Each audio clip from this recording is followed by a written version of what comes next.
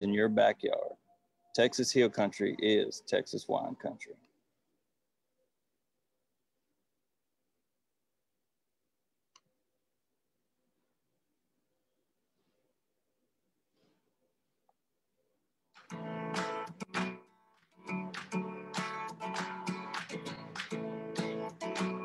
Nothing worthwhile comes easy.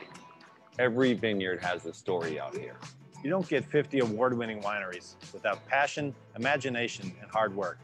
Texas Hill Country is Texas wine country. It's creative, dynamic, welcoming, and fun. We're not the old guard. But we're not exactly the new kids on the block either.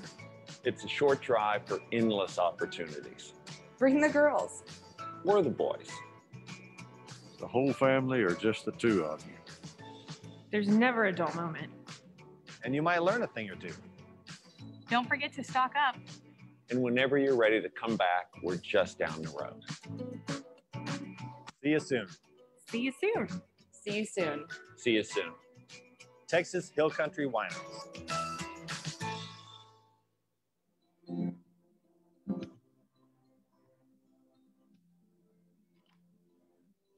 More and more, we're seeing people that are coming here specifically for wine, which is pretty exciting for our region, for our industry. Every region in Texas does something different. Other wine regions have had 1,000 years to figure out what grows well there. We're trying to do it in a generation or two. The style of wines that we're able to make here, kind of perfect for Texas. We have soils here that people in other parts of the world would die for. It's always been an area where you can grow all kinds of different crops. All of these wineries have a really good mix of whites, rosés, reds. We have found great success with Italian varieties. Sangiovese, some Montepulciano Italian varietals. Viognier, Tempranillo, Mourvèdre, Grenache, Aglianico, Negro Amaro, things that like a lot of sun. And you get a lot of what I think of as soul in the wine. When people use proper winemaking techniques, there's literally no limit to what we can do here. People just do a lot of driving here. We've got the beautiful streams, the lakes, the rivers, the mountains, the hills, and the vistas. People don't have to worry about having a good time in this part of the hill country. When you're visiting, you're away from the city. The summer is a great time to come out and visit wineries. We are making wine this time of year, which is always exciting and fun to see. For the wine tourists and the agri-tourists, we have outstanding places to visit and for people to enjoy. As the weather cools down, it's wonderful to spend a whole afternoon out and watch a sunset, and it's a place to find respite.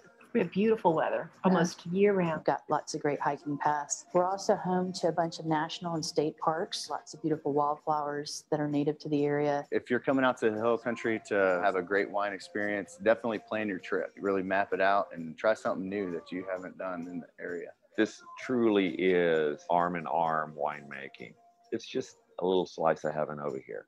We invite you to come see and taste all that the Texas Hill Country has to offer. With over 50 different winery experiences and a world of wines for every palate. Experience and taste the wineries in your backyard. Texas Hill Country is Texas wine country.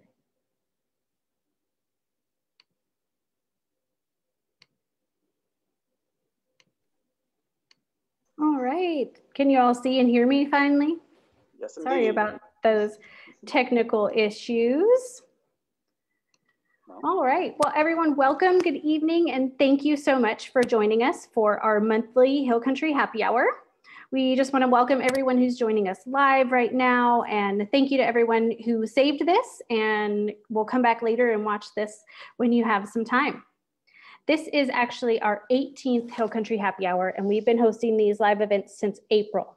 We've talked with almost all of our THCW members, had a few special guests, covered topics from harvest to sommeliers and families to new releases, anything and everything you can think of in Texas wine. And we've all loved connecting with each other and Texas wine lovers from all over virtually for the last 9 months. And so tonight, just in time for Christmas and the New Year's, we're going to talk about one of my most favorite things in the whole world, sparkling wines.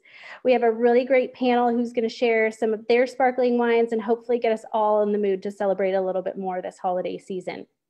We're definitely going to be sharing the wine links in the bio, so you have plenty of time in the comments.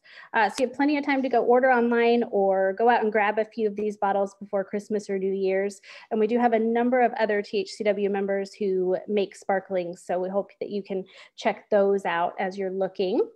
Please feel free to ask any questions you have for the panel in the comments here on Facebook, and Kate and I will relay them to the group throughout the evening. And be sure to pay attention to our chat, because at the end of the night, we are going to ask a trivia question. We're going to ask about something we've talked about, and the first person to drop the correct answer in the comments section will receive a complimentary couples tickets to the Wine Lovers Celebration in February. So let's just jump right in and talk about these sparklings with our moderator tonight, David Kuhlken of Pedernales Cellars, who is also our current THCW president. Thanks, January. And I mean, thanks for everybody who's joining us tonight. This is probably the last of these happy hours in 2020, which I'm sure all of us will celebrate many last things in 2020 as this year winds down. But I'm really excited that we can have a great group coming to us from some of the best wineries out there doing sparkling. And we're gonna tonight have a chance to talk to Sara Potter from Bending Branch Winery, Mike Batek from Meadow, and Duncan Hill from Los Pinos French and Winery. And like I said, all of us are gonna be talking to you about different sparklings that we produce at our place. And of course, just get into it, hopefully talking about making sparkling here in Texas, just one of the other really exciting things that's going on with wines in the Hill Country. So with that, I will start by letting everybody just kind of introduce themselves and talk a little bit about your winery, talk a little bit about what's going on this season, and of course, then tell us a little bit about the wine that you have tonight to talk about on the sparkling side. So I'll do the same order here, go over to Sara if you want to start off and give us a little introduction about you and Bending Branch and what you got going on. Sure. Thank you for having us tonight. I'm Sara Potter. I do marketing and communications for Bending Branch Winery. This is my first time being a panelist on one of these happy hours. So, you know, I have big shoes to fill with our general manager. Jennifer McKinnis is usually the person doing this. I'll do my best. Bending Branch, we are located in Comfort. Currently, we are open 7 days a week from noon to 6, and we're doing tastings by reservation 7 days a week. Tannat is our signature grape, and tonight we're drinking Tannat. So I'll tell you more about that in a minute. Thank you. All right, Mike, you wanna jump in and tell us a little bit about what you guys have and what you got going on? Unmute. Perfect product placement, by the way, Mike. Yeah, exactly. Already got it all right there for us to see. Yeah. Okay, there we go.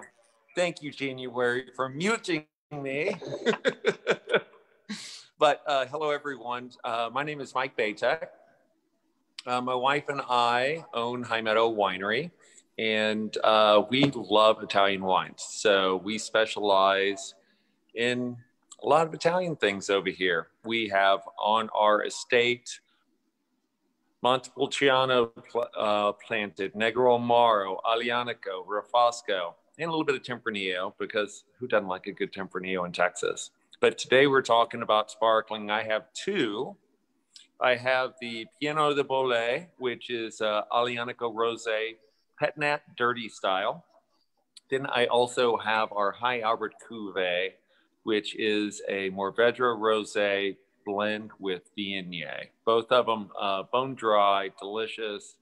Piano de Bolé, plenty of bubbles. In Italian, this takes about 4 minutes to open because you have to treat it like an angry Topo Chico. So we are not opening that on live tonight.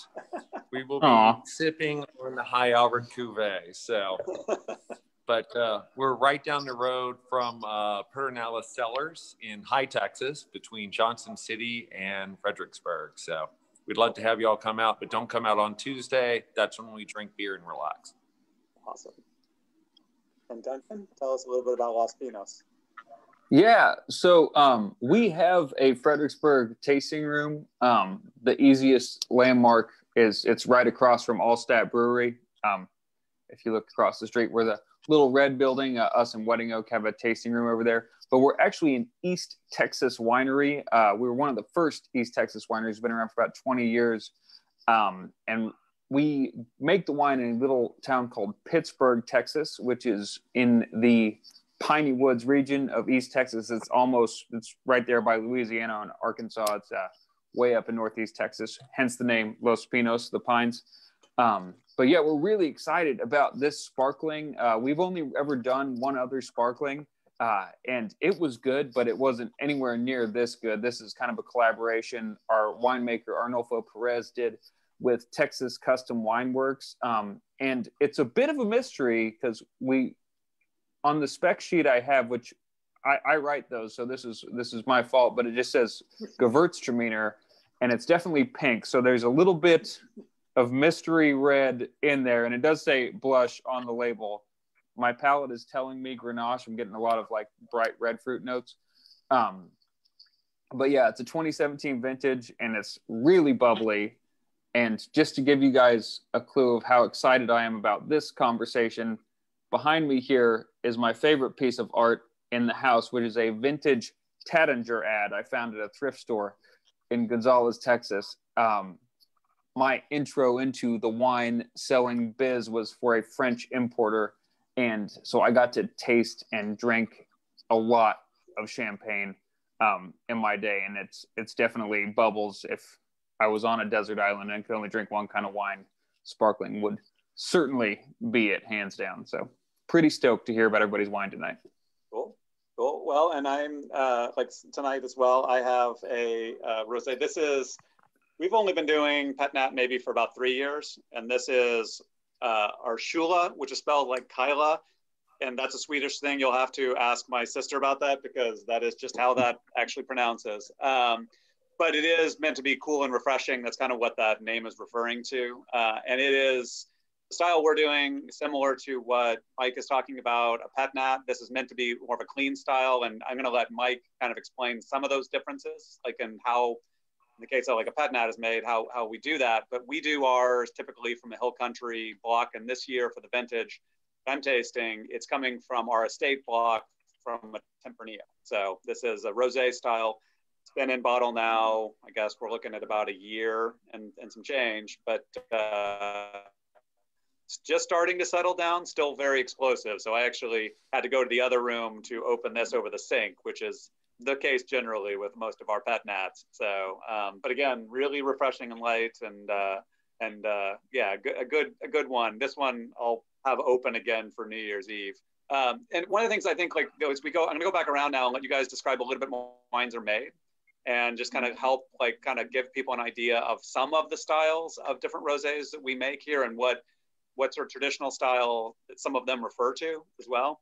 But I think one of the exciting things, and we can get into this tonight, is that with all the different Hill Country wineries, most every type and style of rosé, or I'm sorry, of sparkling you can think of, there are producers doing that. And so, like, we're representing here some of them. We'll talk a little bit about some of those other methods, just so you can get like some idea of all the different range of things you're going to find from various different Hill Country wineries. And I mean, again, just among our membership. But let's first, Sarah, do you want to talk a little bit about the Frizzante and kind of what that means, how that's made, and, you know, a little bit about that wine? So I am drinking Branch Texas Frizzante Rosé. The Frizzante refers to just the style of the wine. This wine is made of Tannat, which is our owner's, Dr. Bob Young's favorite grape. And we harvest it in the Hill Country from Talent Vineyards. We actually make 3 types of Tannat from Talent. We do the sparkling Frizzante, we do a still rosé, and then we just do a red wine from Tannat. So this wine was harvested at 22.8 bricks in early August of last year. And then the nice thing about Talent is they're about an hour and 15 minutes from our winery. So as soon as the grapes are harvested, they are brought straight to the winery and go straight into the press, basically. So it only has about 6 hours of skin contact, but because it's Tannat, which has a lot of pigment in the skin. You get a lot of really beautiful color from this wine from little skin contact. We send it off to a partner to be carbonated, and we usually release this wine around February, around Valentine's Day, because, you know, it's a wine for lovers. This is a wine for any time, actually. So it's a crowd pleaser. Everybody loves this wine. The sweet wine drinkers love this wine. It's off dry. It has just a hint of sweetness. About 5% muscat from the high plains goes into this, just to give it just a little hint. And it's not as explosive as your wines. I'm kind of jealous. It's a gentle effervescence in this wine. So that's cool. Yeah, no, yours is more manageable though. Ours, we have to put a long list of places not to open the bottle. So that always has to be a component in any of the wine sales. So nice. Yeah. Well, that's excellent. And you guys, so I assume, I mean, again, I know I'm getting into like a winemaking question that you may or may not have, but like, I assume you earlier than the Tannat, you're picking for the other programs, like for the red and so forth. Yes. So we harvest for the rosés between 21 and 22 bricks, and then we go back and harvest again for the reds at about 25 to 26. That makes sense. Yeah. Oh, beautiful. Yeah, no, I mean, there can be some incredible fruit on Tannat. We get it in really only for red program, and it's partly because we don't grow it in the hill country like that, where it's close. So, I mean, as soon as it's off the vine in the hill country, it's in a red program for us. It would be impossible to do anything else. So, but yeah. Well, cool. Well, Mike, tell us, I mean, so you can kind of get into a different style here and talk about what, you know, what is involved in making, well, really either, but particularly that pet nat, because that's a little bit different than that Frizzante style. You want to get into what's involved in making that? Sure. So for us, when we're doing rosés, we're doing a Saunier style. So two ways to do rosés: the traditional, where you're picking at lower bricks or sugar level, higher acids to get a really bright, crisp wine, or Saunier, where you pick it like you would for red table wine, but then you're draining off about 10% of the juice off everything.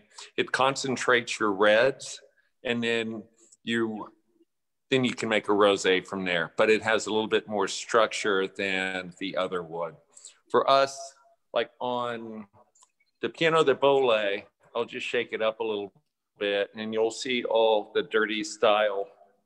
It almost looks like a kaleidoscope of things flying around inside there. That one was me flying by the seat of my pants a couple of harvests ago, where it's like, I'm going to make a pet nat. People are starting to make them. I'm going to make it. Talk to 3 people. Oh, you need to get it in bottle at 1 bricks. Oh, you need to get it in bottle at 2 bricks. Oh, you need to get it in bottle in 3 bricks. So I kind of split the difference. And pet nats are also known as wine grenades, wine bombs, shower, fountains of wine, showers of displeasure. There's many nicknames for them. This one, if you open it up, just pop the top, it will spray 8 feet. Oh, wow. What brick, do you mind me asking, what brick did you guys put that to bottle at? 1.1. Okay. So the second was, and no filtering, no nothing. The second, we had already done trials. So when we say trials, it basically experiments. We did 10 different pet nats, all at different brick levels from 0.6 to 1 at very small intervals. Right. And then we allow it to rest. Then we come back and taste it after 2 months after it had finished fermenting inside the bottle. And then we quantify, okay, taste. Then we're looking at bubble size, this one right here was made with the way a traditional champagne would be made. The only difference is we did not do the final disengorgement. So it has yeast on the bottom, but it's not like the dirty bomb over here that will send it over the top. This one, when it's open, is the same as the champagne. It'll bubble out, foam a little bit, and then it calms down. The bubbles are exactly the same as you would expect in a champagne. The pressure in the bottle is the same. So it's trial and experiment. And then when you're making it, then it's very, very precise when you're doing it. It's fun to play around, but when you're making it, I mean, we were swirling a tank, hand bottling, and then we did a cap top because we don't have the machine. It's a special machine for champagne cork. And then you can wire a cage easy enough, but that corker for it is super expensive. So we went with the cap top. Yeah, I mean, like, and this is sort of like take a moment. I won't do it justice because it's not something we do, but like what Mike is describing is, again, similar. We do the Pedernales. It is the sort of more rustic version of trying to make, method champenois, in that it's something that you can do without all of the technology and really honestly infrastructure to make a champagne style. And so, like, still the same idea, like, whereas in champagne, you make a base wine and then you put that base wine to a bottle along with a dose of yeast and sugar and let that then ferment in a bottle. But then, the sort of one of the most sort of, romanticized part of that is then you then have to riddle down all of the remnants, all the yeast lees out of that bottle, actually then freeze the neck in champagne, remove it, and then put in a champagne cork and then seal that back down. Either way, it's actually similar to— And refill. And refill. Do all of that and get the level up, and then while it's still, before it starts to get too warm and starts to shoot all that carbonation out, you got to get it sealed up and get it finished. Yeah. We just, again, my Pedernales, and again, Mike, what Mike's describing, you're just stopping the fermentation, or even just in the midst of the fermentation, putting it to bottle and hoping you're shooting for about the right amount of sugar left to get the right amount of carbonation. So for the Piano de Bole, that was during fermentation. So we're doing every 30 minutes when it starts getting close, we're monitoring brick levels. Yeah. So that we have our graph, and it's like, okay, we can extrapolate. Tomorrow morning at 8:30, we're bottling this. Yeah. With this, it's like method champenois, which Pedernales were the precursors to champagne. Yeah. So no, for sure. And I would say historically, if I had to guess, probably that the most of these is just the discovery that if somebody put something to bottle that re-fermented in a bottle, they can get a really nice sparkling out of it. Yeah. And then just making a methodology for actually doing that predictably. So that is again, in a nutshell, Pedernales is that. It does mean that there's unpredictability in a way that there's less so in anything that's doing method champenois. But you get a lot of the same great style. I think, like, honestly, most of the differences I feel like end up being in, of course, visually how this looks, because you do have to get accustomed to the fact that a Pedernales is going to have sediment, and that even when it's done in the green style, you can't really get away from the fact that you're finishing your fermentation in the bottle, and it has all of that sediment. But, and to some degree, actually, it's even in champagne, it's that sediment that also helps those lees help to actually generate a lot of the some of the notes, some of those toasty notes, and some of the mouthfeel associated with a really good champagne. So it has advantages. It just, you're gonna have to get over that fact. Plus, in the case of a Pedernales, deal with the unpredictability of what happens when you open that thing. So, yeah. And we lay ours down typically 9 months before we ever release. Yeah. So this is an 18, this is a 19. This was released, I guess, late this year. Yeah. And in this one, we only have a few cases left. And it's been really fun watching the evolution of it. It still is crazy upon opening. You have to nurse it very carefully. Yeah. But it used to be this like grapefruit rind and just sharp, and I loved it. We called it our breakfast wine. And it is now down to where it's like when you pop it, it's like strawberries fill the room. Oh wow. And it's I wish I could do it again. So we'll see about 2021. I'm got the fingers crossed. That's cool. So do you guys provide instructions to your customers on the best way to open these wines without using half the bottle? Okay. Yeah. This one you'll lose 2/3 of it. This one's fine. You can pop it and it'll foam gently and it's done. Yeah. It's the same atmosphere as if you're opening a French champagne. Yeah. So Duncan, tell us about what y'all make, because again, you're similar to Sara's, but again, you got some differences certainly in terms of the style and the grapes you guys are using. Yeah, absolutely. And I want to comment on real quick, since we were talking about pet nats.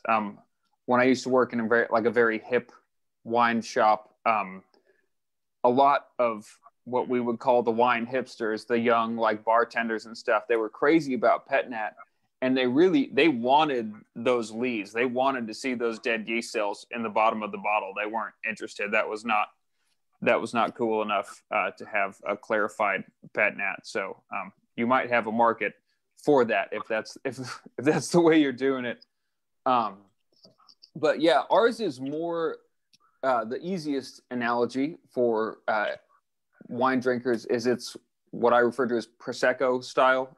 So it is mostly Gewürztraminer, and like I said, there's a mystery red grape in there. So technically, this is a blush, which it says on the bottle there's sparkling blush, which just means it's mostly a white varietal. They blend with a little bit of red to give it that hint of pink, but it's mostly Gewürztraminer is the main grape, and I'm crazy about Gewürztraminer. I think it's one of the most aromatic, like yummiest grapes, and it's got so much acidity that even though it's a little bit off dry, I have a pretty dry palate, it really cleans up the finish. You don't get any cloying notes or anything, and the aromatics are fantastic. But the Prosecco style, just for anyone who's not familiar with that, it's kind of similar to how they make like Coca-Cola. You have a still beverage, and then you just pressurize the hell out of it and put gas in it, and it becomes carbonated. However, the trick is,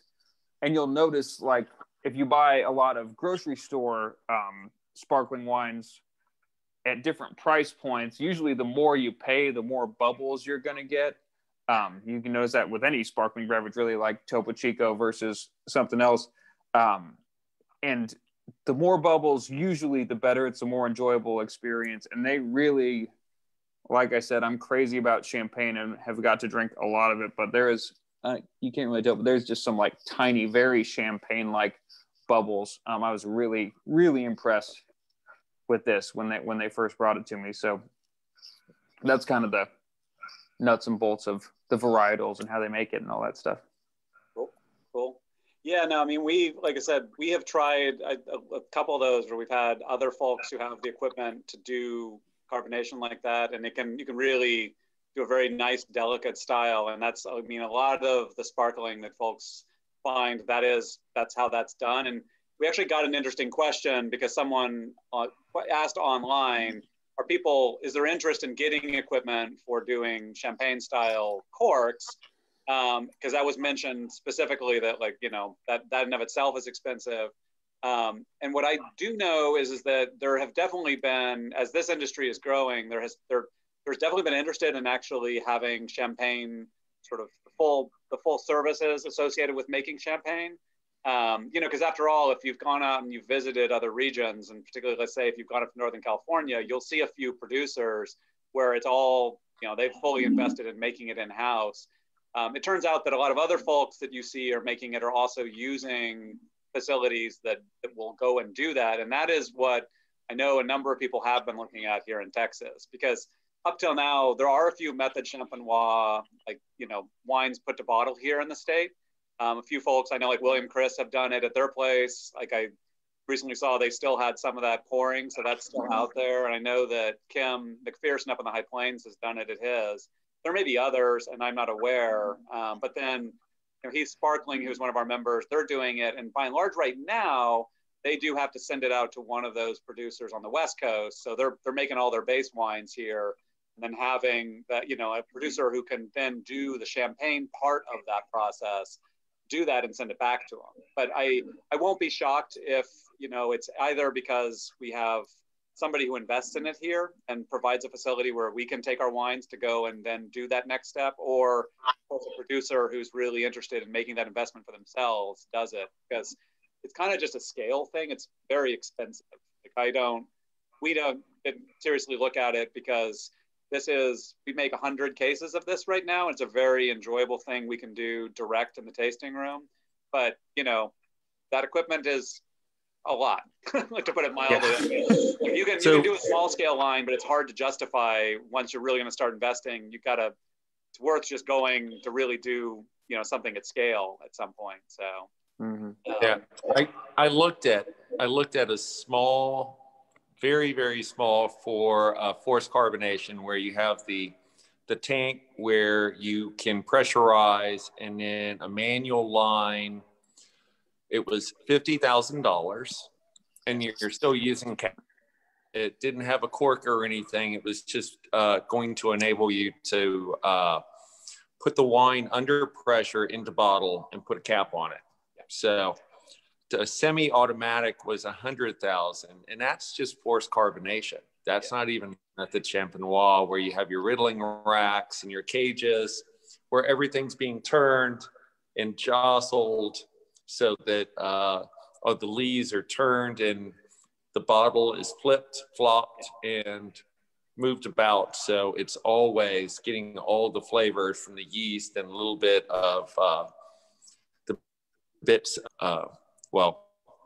Lees are pieces of pulp and skin and stuff that provide the flavor for everything. Yeah, I think when most people picture method Champenois, they picture somebody who's literally hand turning bottles on a rack. And to be sure, small producers, that's one of the only choices really.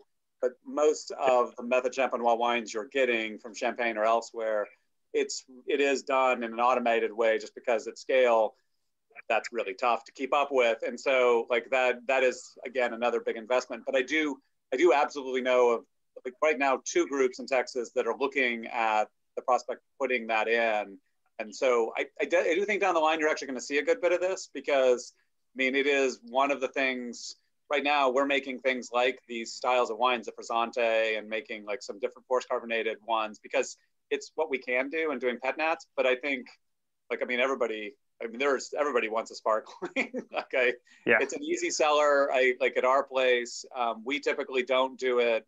We definitely don't do it in distribution, and we don't even really do it on a scale to do to wine club directly. Instead, it's something that's really, in our case, you can come to the tasting room, you can order online certain times a year, but even there, we have to make sure that we sell it, the pet net, with certain disclaimers if we're going to sell it online, just because, again, want to make sure people know what they're getting. So, but yeah, no, that is. Oh, yeah. Ours has directions.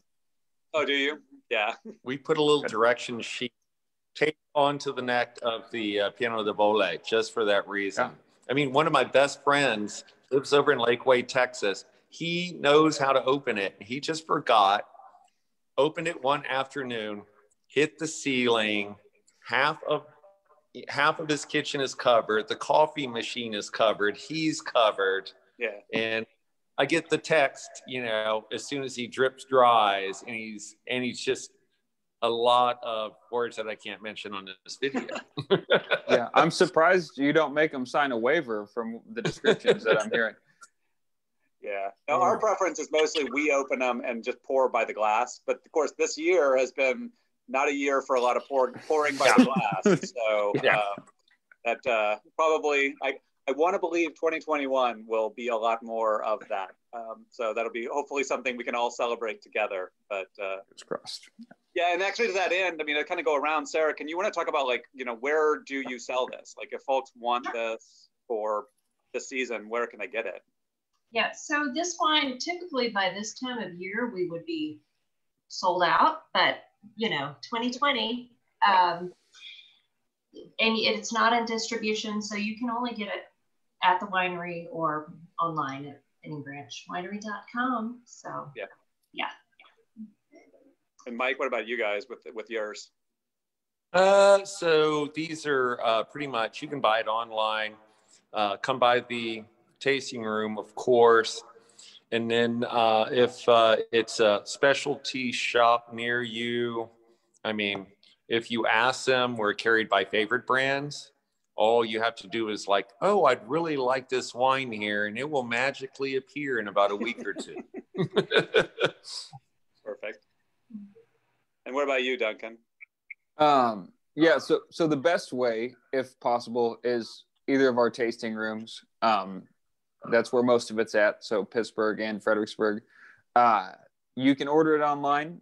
Of course, you got to pay for shipping to do that. And then I've got a few retailers, but really, I would say 98% of it is that way. And then, like all of our kind of small batch special runs, Wine Club gets the first crack at it. So it's kind of like how much do they take, and then we see what's left over and divide it up amongst our other outlets. So cool. Well, let's move on to talk a little bit about like food pairings or just occasions. Really, like where when you're talking to your customers, you're just thinking for yourself, like how do you like the particular rosé or the particular sparkling that you guys do? Like where do you think it's best fits, and what does it best pair with? Sara, you want to jump in? Sure. This wine is just good with just about everything. It's also great just all by itself. Grilled shrimp, barbecue, any charcuterie, it's nice, and just anything. This one goes with everything. That's why everybody loves it so much. Cool. What about you, Mike? So I've got a funny story. Our winery staff, we all went over to Cabernet Grill to do a dinner with them, private, where we had 10 small plates, where we brought all of our wines over there to show to have for their staff. And then we were trying each, like from appetizer to the end of the meal with all of our wines. The one wine that went with everything flawlessly, sparkling. Yeah. It didn't matter if it was shrimp on toast or a dessert or a heavy meat or a chicken. The sparkling went with everything. It's so versatile, and there is nothing like opening up anything with bubbles in the afternoon. You hear that pop, your mood changes. Everybody gets a smile around you, and it's like, oh, somebody opened a bottle of bubbles, and then it's like it's a mood changer. Yeah. So I think it's the perfect afternoon wine. But food-wise, for me personally, I haven't made them in a while, and I keep saying I am. You do champagne batter similar to crepes, very thin, dip strawberries in it, just flash fry, powdered sugar with the pet nat. It is absolutely incredible. Super simple. Yeah. Wow, that sounds good. Duncan, what about you? Yeah. I'm glad you asked, because I just taught 3 days worth of pairing classes at the Pittsburgh Winery this weekend. So all this info is fresh in my brain. But I would go a couple ways with this, because like I said, it is off dry. It's got a touch of sweetness. So the kind of classic style is, for me, I don't have much of a sweet tooth, but I love spicy food. And so that is where sweet wines come in to take the edge off like the hottest Thai food that I can find, which that's kind of my route. This has a ton of aromatics. And so another thing that I like to do with wines that's really aromatic, extremely flavorful, if you want to do the wine and cheese thing, I like to pair them with a cheese that's kind of nondescript, but has a lot of fat in it.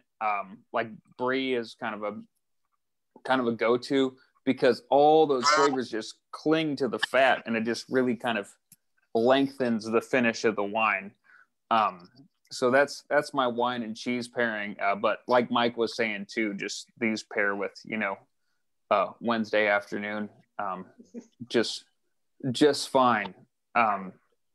So that's kind of my three. But then also on the menu, we suggest it with a couple desserts. So if you do really have a sweet tooth, you kind of want to pair with something with similar sugar so that it doesn't taste bitter. So I cheesecake, all the dessert staples they do just fine with as well. Yeah, I would totally second what Mike is saying, because the rosé, because of the combination of that lees time and all of the body it has with the bubbles and just the aromatics, it actually can hold up to a heck of a lot of stuff. Of course, my sort of slightly more sarcastic answer is that it's perfectly paired with 2020, because honestly, it's just everybody needs something to celebrate, and honestly, sparkling is the thing that we should just have every day if our body can tolerate it. So it is good. This is a great time too, coming to the end of the year. It's just an opportunity to kind of celebrate. We're all here, and hopefully came through with our health. But I do love it, honestly. With ours, we like to do it kind of what Duncan's talking about with typically a really nice rich goat cheese sometimes can work, and then you can kind of do with that charcuterie mix, because it holds up to those prosciuttos and some of those really savory type of meats.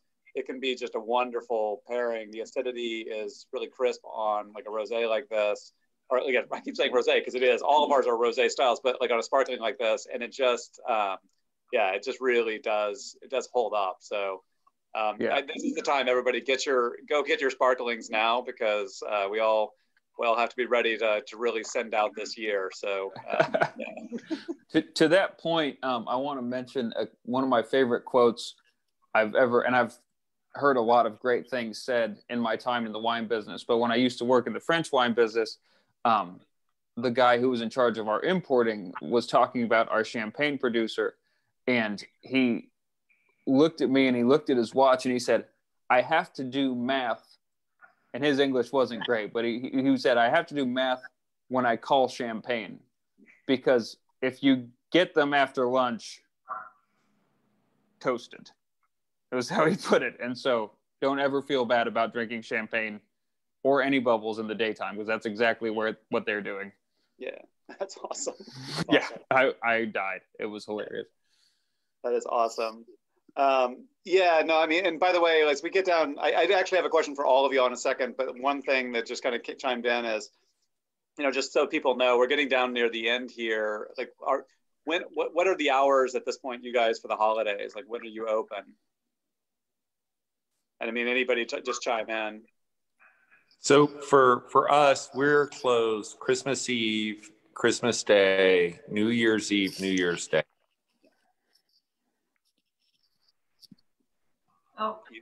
And whatnot. Yeah. And I mean, I think, we're closed. We're Christmas Eve and Christmas Day closed, and then on New Year's Day as well closed. So. Wow, you guys are so much nicer. We're making our people work on Christmas Eve. And New Year's Day. We're only closed Christmas Day and New Year's Day. Okay.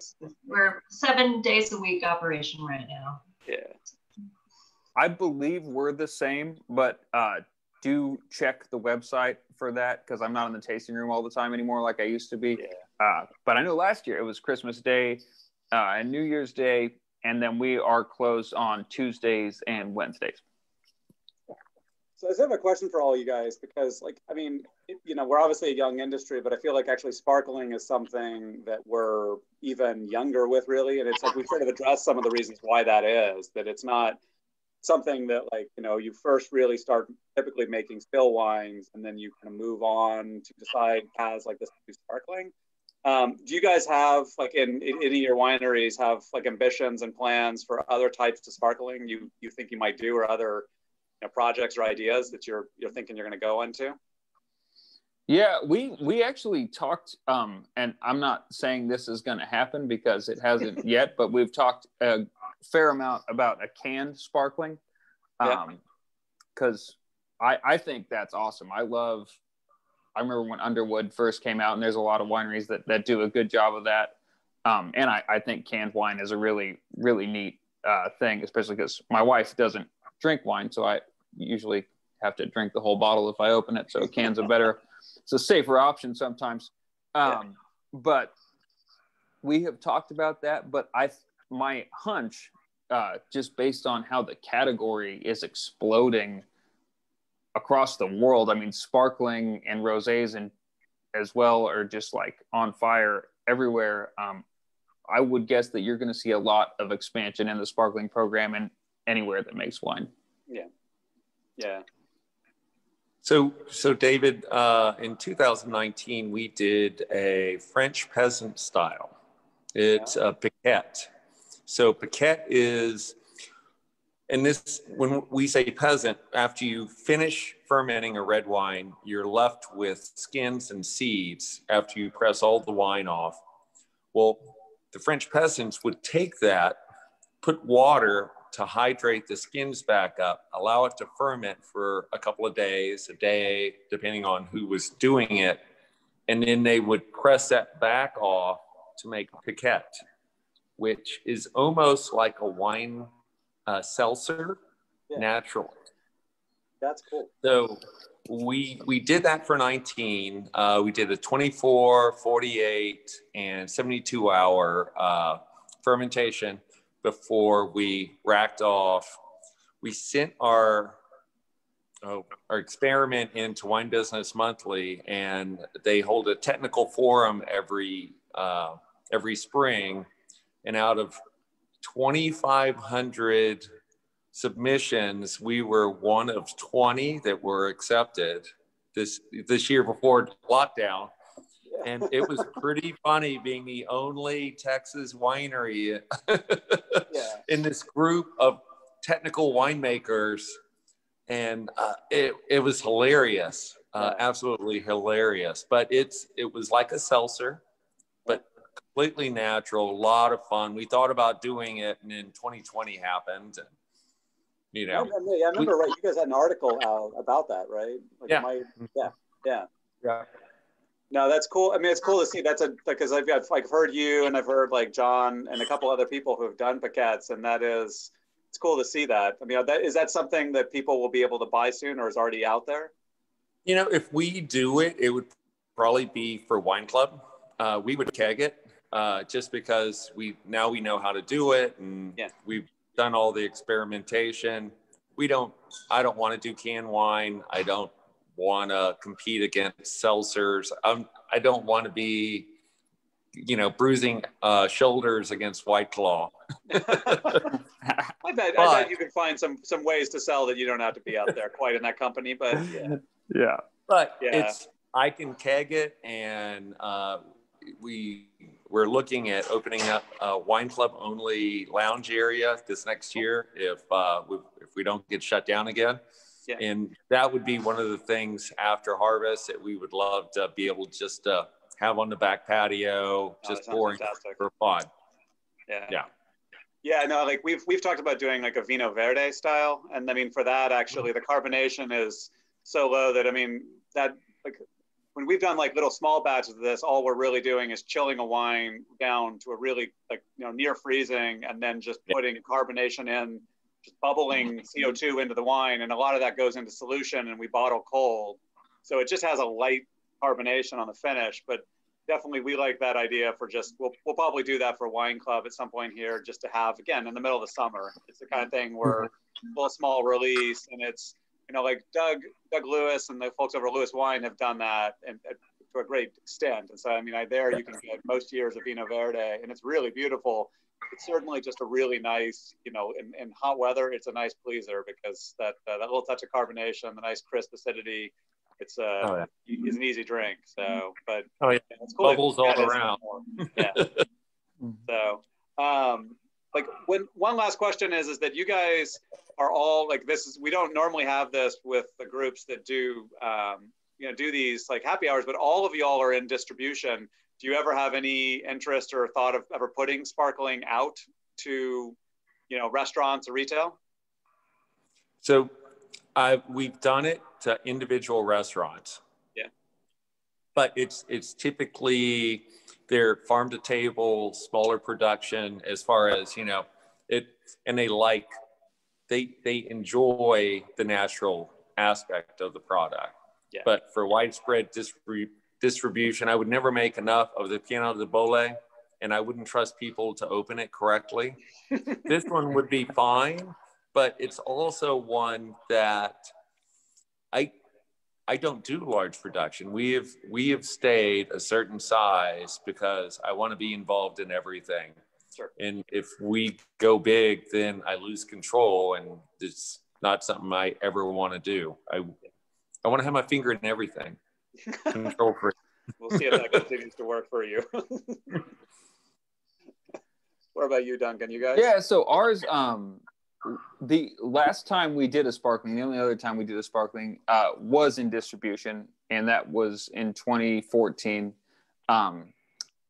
This is not currently, so we're kind of going back and forth. To be honest, there's so much demand between the tasting rooms and wine club and online that I kind of doubt it. But you never know. So yeah. So we shall see. Yeah. We shall. Yeah. Yeah. Same here. We don't produce enough to put it into distribution, and we usually sell out of it quickly. So yeah, you can only get it at the winery.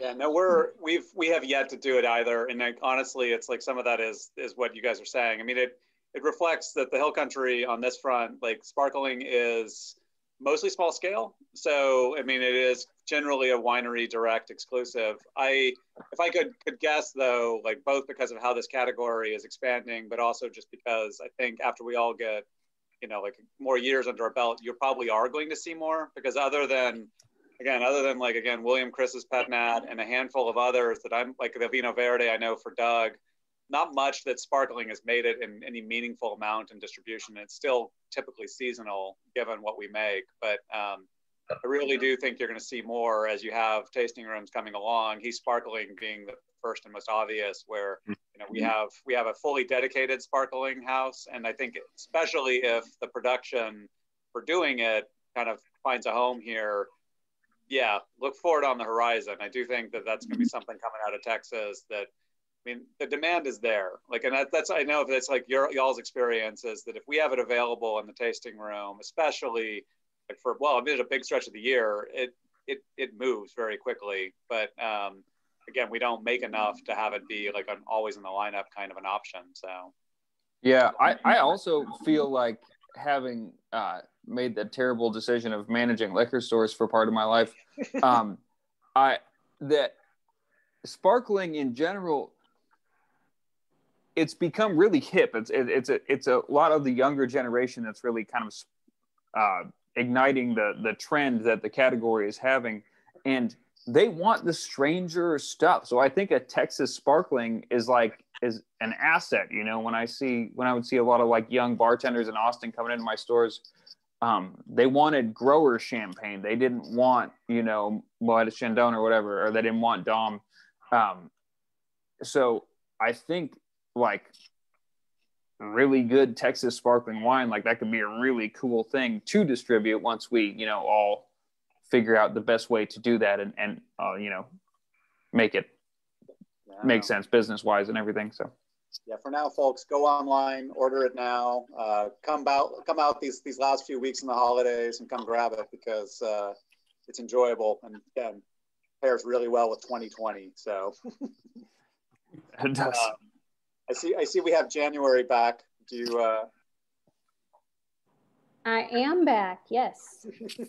I do want to start off with, Duncan just said that we're all young because sparkling wine is a trend with young people. So we're just going to go with that. Absolutely. I was just going to say that old people like it too. Well, I like that. We're just going to think that he called us all young. So yeah, leave it there. Well, thank you guys so much. I want to start off closing tonight out by asking our trivia question.